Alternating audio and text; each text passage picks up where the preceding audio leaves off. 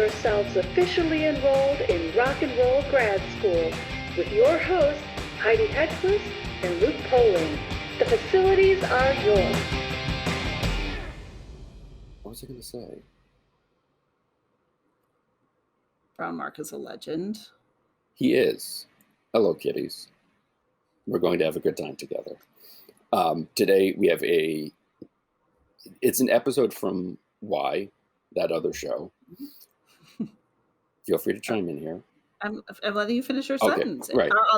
Our firstborn, what do you want me to say? Exactly. And we talked to BrownMark when his memoir came out last fall. Yes. My Life in the Purple Kingdom. And it is a delight. So good. And we thought we would share this with you here, but we'll do it as a kind of bonus episode. So if you are a regular Why listener, we are sorry, but we have more. There's more to give, basically. Right. And if you're a regular Why listener, you've probably already heard, and it's okay if you skip on to the next one in the arsenal. Right. Although I've re-listened to this episode because it's good. BrownMark's super cool. Yeah. And if you listened to it and thought, oh, I should pick up this book and didn't, here's another chance. Here's a friendly reminder to get it. Yes. So. And for those of you who don't know who BrownMark is, which some music fans may, some Prince fans may, BrownMark is the BrownMark from Prince and the Revolution. Right. Which is just, I mean, he played with Prince before the Revolution were formed. He was, I believe, the first member. I think we get into that. What we do. member he was in joining the backing band. But so we'll let Mark answer that. Yeah. We'll let Mark, give the correct info. Right. But it's a great interview. Mm-hmm. The stories he has, they're so good. So far for me, of all the people we've spoken to, either for this show or for Why, the two people that some of the people we've spoken to are sort of tangentially connected to or have worked with, who have yet to burst that bubble or halo of what you think about them as people, have been Prince and David Bowie. Yes. And everybody we've spoken to who has worked with them or played with them completely confirms everything you hope they would say about either person. 100%. And Mark has a great story about Prince doing some incredibly Prince things. Yes. That completely just, you're like, of course he does, which is wonderful. So enjoy. Yes. Yeah. Maybe we should use a picture of your puzzle to go with it. Oh, that's true. Yeah. Oh, so I went to the doctor. Guess what he told you? Mm-hmm. He said, girl, you'd better have fun no matter what you do. Wow. Well, he's a fool. I know.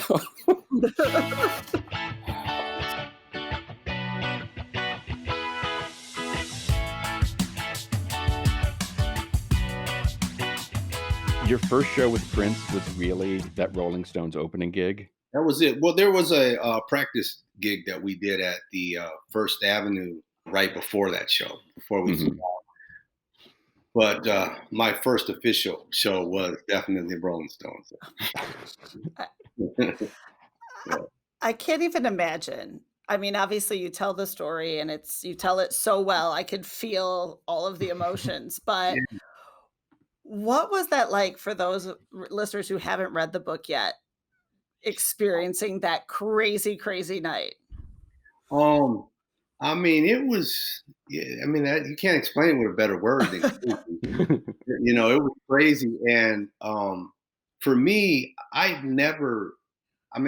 played, we called it the Chitlin circuit. I mean, I never played in front of, my average crowd was 75 people, maybe 100, a small little hole in a wall, South or North Minneapolis. And, we didn't have opportunities to play in front of large crowds unless we played the Phyllis Wheatley Festival. And that was usually on in the grass and, so it was a different atmosphere. So that was really my first time being in a space, auditorium or arena, and 90, I believe it was 94,000, 96,000 people, something like that. They just look like cattle to me. Just cattle. you know, because everybody had their shirts off, women and men. They're Sounds about right. swinging up in the air, you know, and screaming and hollering, and you know, they got fire hoses and they're spraying the people down like cattle. I'd never seen anything like it. And then when the food fight started, Oh, it, jeez. I mean, imagine 90,000 people throwing food. It looked like clouds, rain food. Yeah. So it was an experience. And Yeah. you were the new guy in the band. Was some of the other Revolution already part of the road crew and the band at that point? Well, first I want to make a really just a slight correction. Yes, Uh, please. the revolution did not exist yet. You know, and I know a lot of people believe that. A lot of people think I never joined the revolution.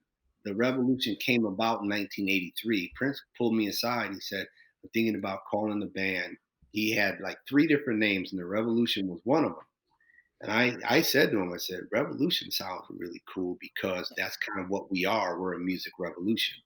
This is so different. We're like, you know, we're treading new territory." And so he chose that name based on that, and he had always used it in some of his music, but it was never the name of the group. So I joined Prince, you know, the Prince band, and when I joined the Prince band, um, Lisa, Matt, Bobby, was it Lisa, Matt, Bobby? I'm missing somebody, and Fink. No, I said Matt. I said Lisa, Mhm. Fink, Dez, and Bobby. Right. And so they were the band, and so I was the newcomer to the band. But they have experienced the large crowds already, you know, because Prince had just got back off a European tour, and you know the theaters and things they played, they were pretty large crowds. Mhm. Mhm. What was he like as a band leader? You talk a little bit in the book about how difficult he'd be or demanding he could be. He cracked the whip. He was hardcore. He used to call me a hardcore band leader. No, he was hardcore, and but it was good. You know, don't get me wrong. He was hardcore in a good way. Um, I think he could have used better tactics sometimes. I think so. Yeah. You know, Uh-huh. he did it the way he knew how to do it, and you know, what I believe in my own mind that he believed that he had to break you from your habits, whatever habits you're bringing into his territory, into his camp. He's the general, he's the leader, he is in control, and he will break you from whatever habits you have and teach you his habits. And so that sometimes requires being very, very strict. And so you had the option. If you didn't want to do it, you could leave. You know, he didn't twist anyone's arm to stay in his band, you know. You certainly, in the book, credit him for helping you improve your playing and Absolutely. your style of playing as well. Absolutely. He had a work ethic that's impeccable. You know, I was studying about James Brown and some of the other greats from the past. And I was like, wow, okay, you can add Prince right to the ranks because this guy had a work ethic that I had never seen before. And I've been with him through thick and thin. I remember being at his house 3, 4 in the morning. He walking around, looked like he just got off stage. I mean, you know, one time I made a joke and I said, "Dude, do you sleep in those clothes?" Because you know he was on all the time, makeup, you know, I mean everything all day long, and I was just like, "Where does this dude? I mean, where does this come from?" You know. Was there ever a moment when he wasn't on that you caught him just hanging out in some baggy sweatpants ever? Even when he was in baggy sweatpants or shorts that came all the way up, you know, like, you know, I call them booty shorts, you know, but I mean, he was always on. It didn't matter. He lived and breathed what he'd become. He was a super rock star. Nobody could take that away from him. He lived it, he breathed it every moment of the day, even the way he would eat. I could write a book on the way Prince eats. He was just very, he was on. I mean, he would sit there and he'd order half the menu, and then he would sit there and and he would just pick at the food and and then say, "You can take it away." It was amazing. It was just like, wait a minute, dude, can I have that? Like, wait. My gluttonous behind, I'd eat all his leftovers. But yeah, he was on all the time. It's amazing. So did you ever see behind that mask? Never. Wow. I didn't know him in any other way. See, that's how Wow. I knew him. If the only person that probably knows him in a different place, I would say, is Andre Simone. Because from high school they lived together in the same house. Mhm. I think Andre would be the one that has the insight on who Prince was outside of the stardom. But I really do believe he was probably like that even back then. I met him at the Pancake House, and I mean, dude was on. I was 15 years old, and I'm cooking pancakes. I was 14 or 15. I was 15. And he walks in the Pancake House, and big old afro, and he's like, he's punk rocked out. And I'm like, who is this? And I'm jumping around over the countertop trying to see who this dude is. And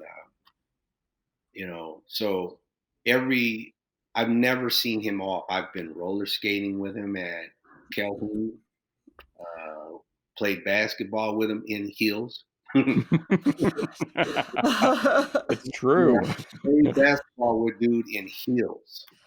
You know, so I mean, he's just on all the time. It's who he was. That's incredible. Anything, I mean, I've always, obviously, the music you all created was a revolution. It changed the history Yeah. of music, and first and foremost, what is it like looking back to know you were a major part of that? Your talents played a major role in that. I mean, it blows me away sometimes. It took me years. It took all my friends to keep telling me, it's like, Mark, do you know what you were a part of? And it just doesn't register with me because the way my mother raised me, I mean, I've always been like real humble, and I never take anything for granted. And so I never looked. I looked at him that way. I was like, "Yo, he's the rock star," but I never looked at myself that way. When my friends would always be like, "Man, you crazy? You're crazy, dude. You can't even walk down the street, without getting noticed." He says, "You don't see that?" I said, "Yeah, but it's because of him. It's not because of me." And so I just had a different way of looking at Yeah. it. But yeah, dude was, yeah, he was a rock star through and through, man.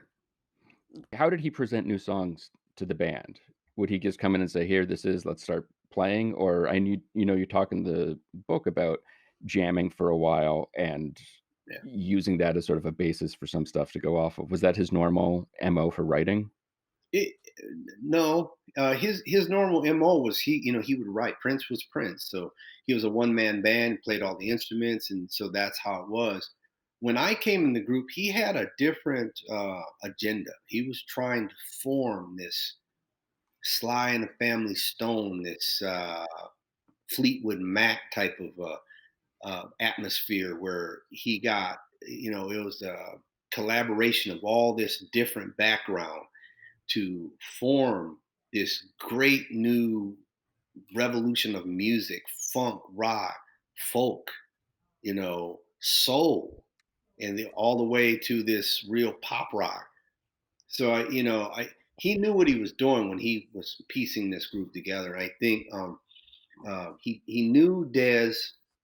Dez was conflicted at the time. You could tell Dez was conflicted about what he wanted to do, for his own reasons that I'm not going to speak for him. Mhm. But I knew he was conflicted. And when Dez left, the final piece of the puzzle was to bring in Wendy because Wendy was always with us. So, I mean, she wasn't nothing new to us and she was on the band. So, And she would always pick the guitar up and she'd be strumming a little bit, and she could play. So her and Lisa had been playing since they were little kids. So when when Dez made up his mind, the vision was complete. And he put Wendy in the band. We were that band. We were that unit. And that's when we got our name, The Revolution. He finally completed what it was that he wanted. And he was a band member. Contrary to what a lot of people believe, he considered himself a band member.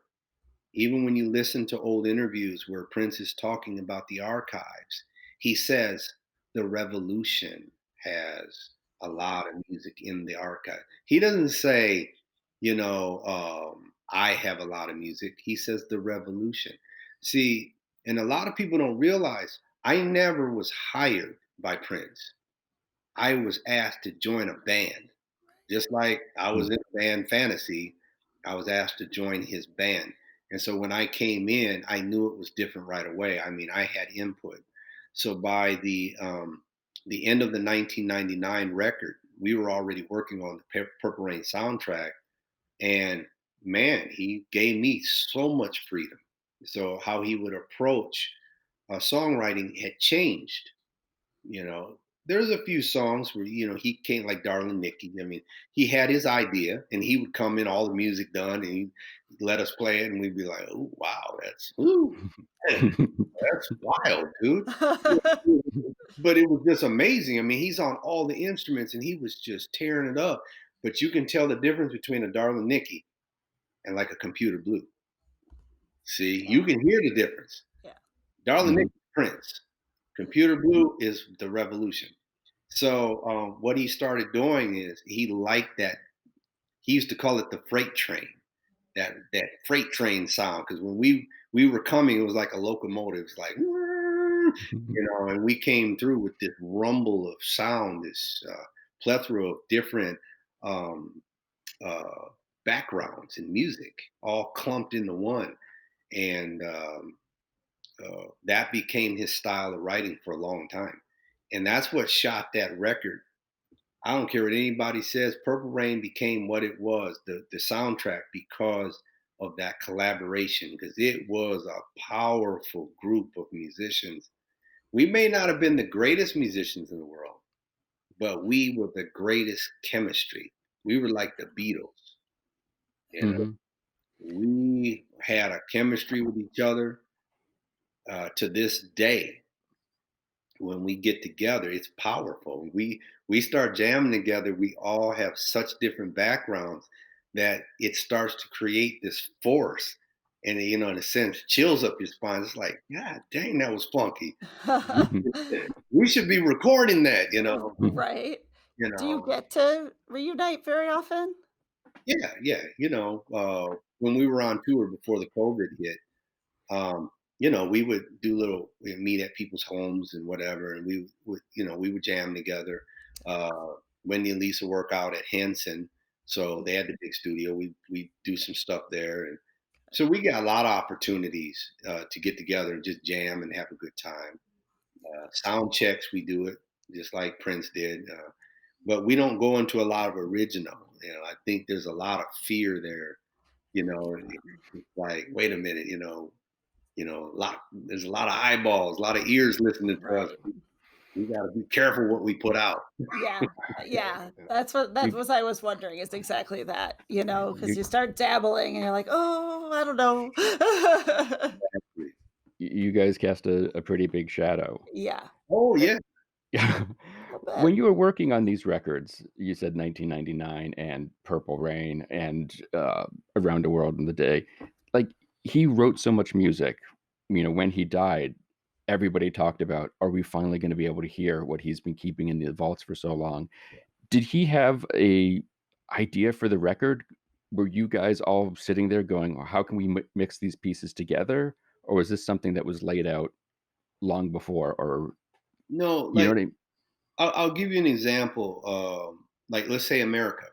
Mm-hmm. I remember when he was putting America together, and it was okay, but it didn't have that freight train. And we all systematically started adding what we are to that track.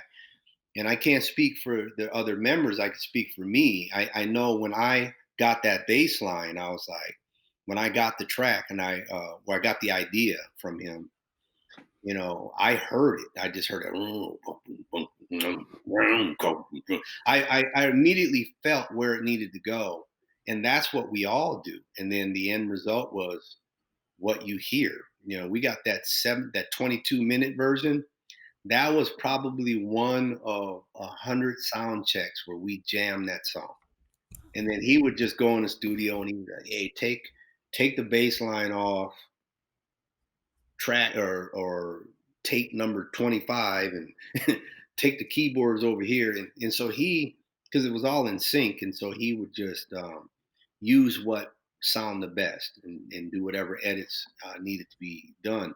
But so when people start talking about the archives, there is a lot of stuff there, a lot of stuff. But Prince, I'm gonna tell you right now, if he was alive, would have an absolute fit Mhm. to see what's being done right now. That stuff wasn't meant for people to hear. His archives are like his black book or his diary. And we don't have the right to go digging into that diary and revealing that side of him, because if he wanted it revealed, then he would have revealed it. And so I get kind of angry when I hear a lot of the stuff that comes out, like when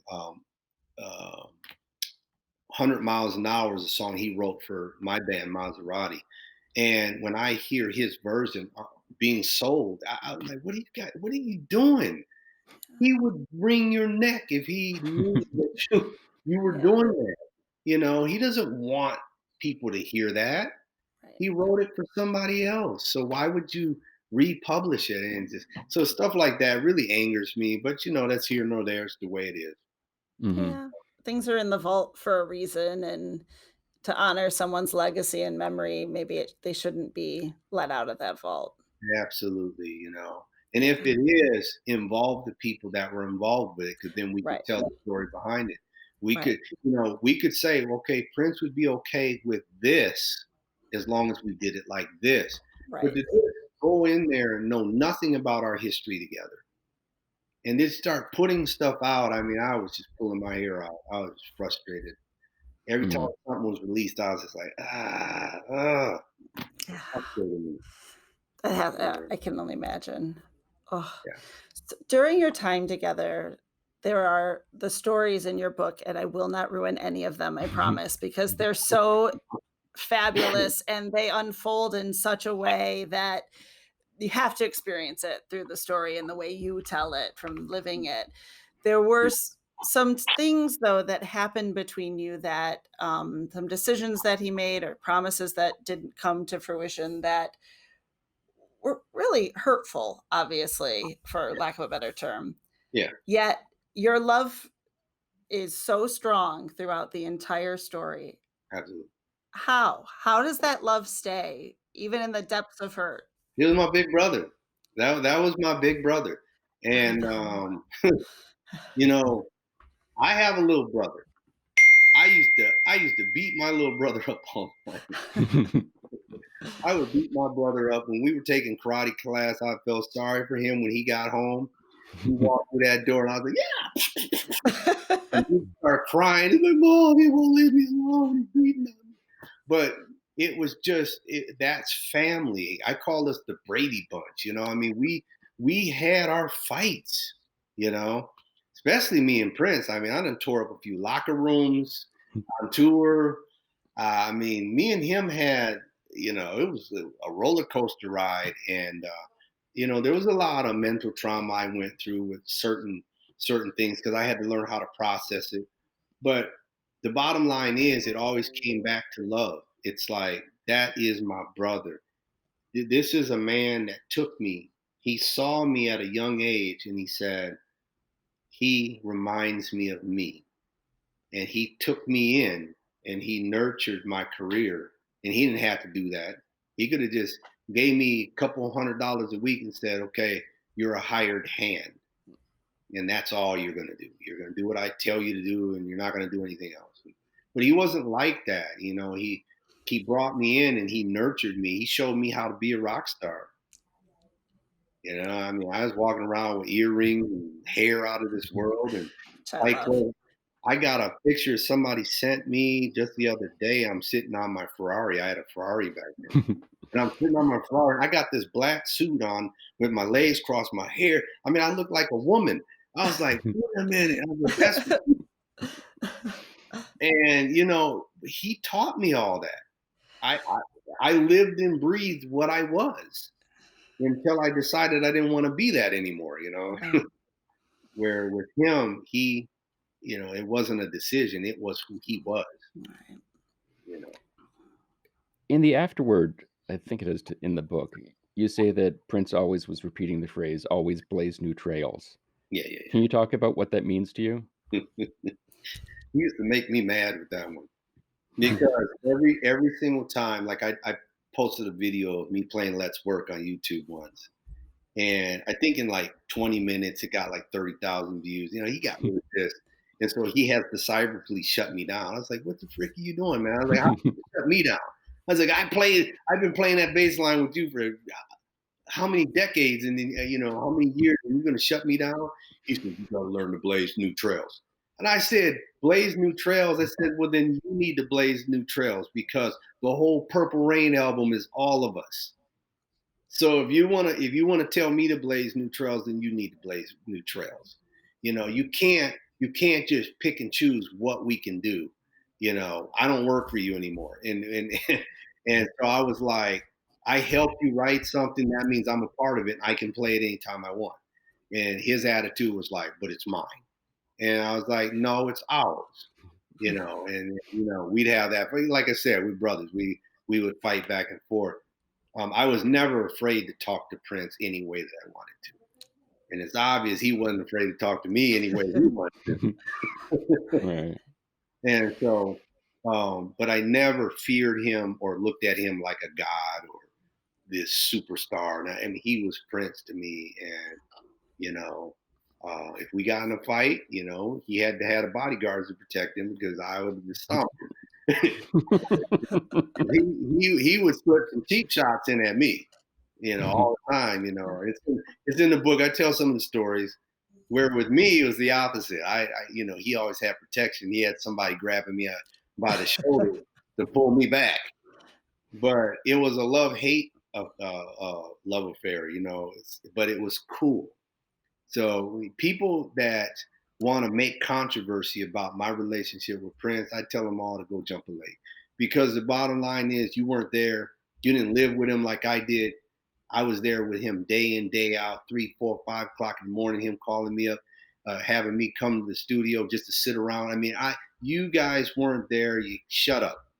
Don't tell me how about my stories with Prince, because they're my stories and they meant a lot to me.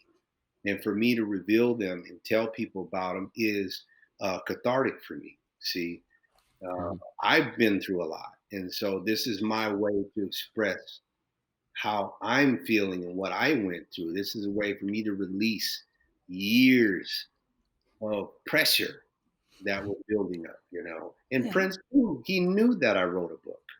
He knew I was putting this book out. And so I love it. I love it.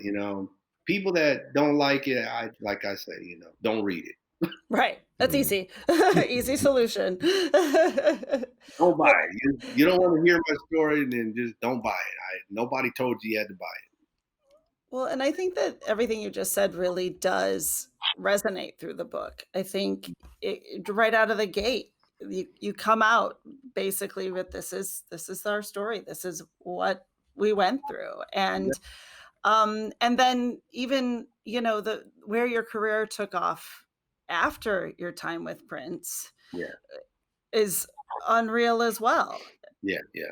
That's my next book, After the Rain. That's perfect. We will reconvene. Yeah. I do have to say, there's a lot of love for Detroit in your book. And I was There very you happy go. that Yeah. Luke gets so mad at me because I'm a Detroit girl. So Oh man, Detroit. yes, Let me tell you something. I very love Detroit. We thank love Detroit. We always will. well, gosh, we love you too. I mean, obviously, losing my mind, but it was great throughout the whole book. I'm like, yes, we did it right. Yes, our crowd was the best. Yes, Yeah, Motown. man. Yes. Detroit was no joke. Last question I have. Why are you guys not in the Rock and Roll Hall of Fame yet? I mean, I have my opinions. I have my opinion, and I didn't touch on it in the book because, again, it is my opinion, and I don't want to.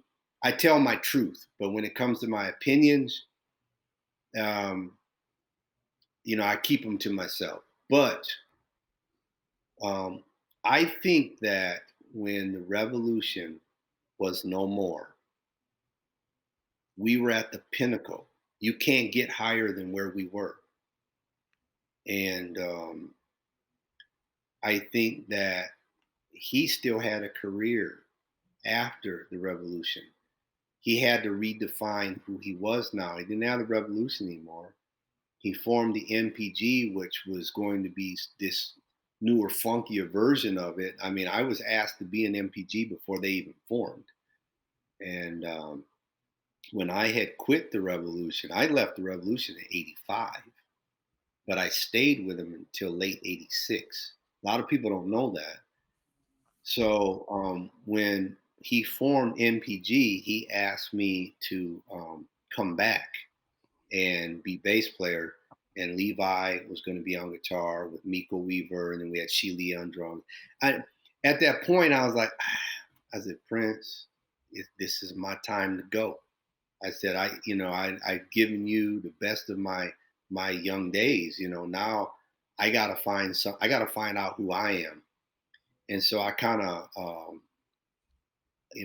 departed, and I felt good about the departure. But um, when it comes to the revolution, we were at the pinnacle, and I think that he was trying to do better than that. He was trying to reach to a level higher than what we had already reached. Here comes Graffiti Bridge. I was like, man, but I think that's what he was trying to do.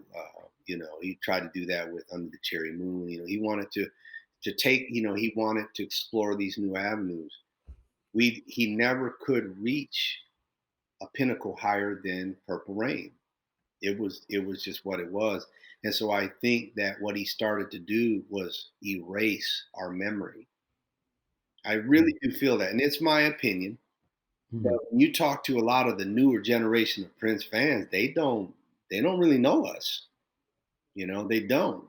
Especially me. Nobody know who I am. I mean, I've had to brand myself by myself. I didn't have Prince to push my brand like he did Wendy and Lisa. I mean, I was yeah. on my own, and so I had to rebuild. I had to build my own brand, my own name, and so I think that he spent a lot of his career trying to erase all that helped him reach that pinnacle because he went back to being I am Prince.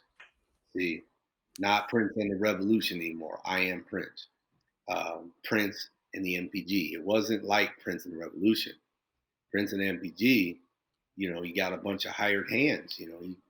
They got paychecks, and they came in and they basically like Sign of the Times. I mean, a lot of that stuff with Revolution had worked on way before that album came out. And so, I think that that's where MPG was kind of born. It became his band. It was a revolving door. There were many different facets of MPG. There was only one Revolution. So I think there's the difference. And a lot of the newer fans don't understand that. They don't realize Prince was in a band. The Revolution was a band that he was the lead singer of. That of course, he put it together. I mean, he was the band leader, but it was a band that he was in. And because of that, all that music was a collaboration of many different styles that we all brought to the table. When we were no longer there, he could never reproduce that. He tried. I mean, there's several times where he had flown me out to Minneapolis to play on tracks to try to rebirth that sound. He would have me and Matt Fink. See, so he was trying to rebirth that sound, but we are a unit of 5, you know, Bobby, Matt, Lisa, Wendy, and Mark. And when we're together, it's some kind of magic that happens. I don't know what it is, but it's incredible. I can say that because I lived it. And he missed that. And before he passed, I talked to him several times about why are you trying to recreate a sound that's like that? Why don't you just put us all back together? I said, man, can you imagine? I said, do it for the fans, Prince. I said, let's do a world tour. I said, it would blow people away. And then he goes, why would I do that? I was like, what do you mean? Of course. I said, you would do it for the fans. And then he goes, well, we'd have to give all the money to charity. And I was like, give all the money to charity. I said, this isn't about money, Prince. This is about giving back to fans something they've been craving for decades. To see a reunion of the Revolution, the movie band, would be phenomenal for your career. Phenomenal. And then he goes, well, you know, like I said, we'd have to find a charity and give all the money. I said, look, Prince, charity begins at home, bro. Yes, it does. I said, you're rich. We ain't. Right. Okay? We made all the money. We didn't. Right. And I said, so charity begins at home. I said, but it's not even about the money. It's just about us all coming together again and doing it, man, because it's so powerful. And so he said, well, I'll think about it, you know, and next thing you know, he's got Third Eye Girl out there, you know. But I think he was really contemplating it. I really believe that after the Third Eye Girl adventure, he was going to reunite the Revolution and do a world tour.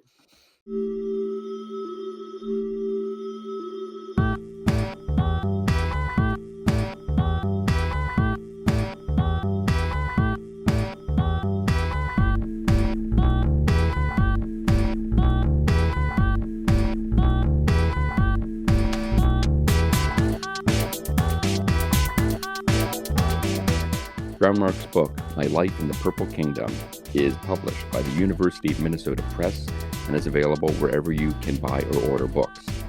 And finally, he has new music out from BrownMark and the Bad Boys of Paisley. The single is called Empty Handed, and you can find it wherever you download or stream music. You can follow us on all the various socials. You can check out our website at rockandrollgradschool.com for more grad school content. And please leave us a review on iTunes. We're tired of asking our family members to do so. Today's show was produced by myself and Heidi Hegquist. Our reluctant executive producers are John Sofe and Sandy Stone. Our willing producers are Rachel Allen and Randy Jeanette. Our intern is Zach Jackson. Our graphic designer is Samantha Mastonen. This one's for Philippe. Thank you, good night, and may all your favorite bands stay together.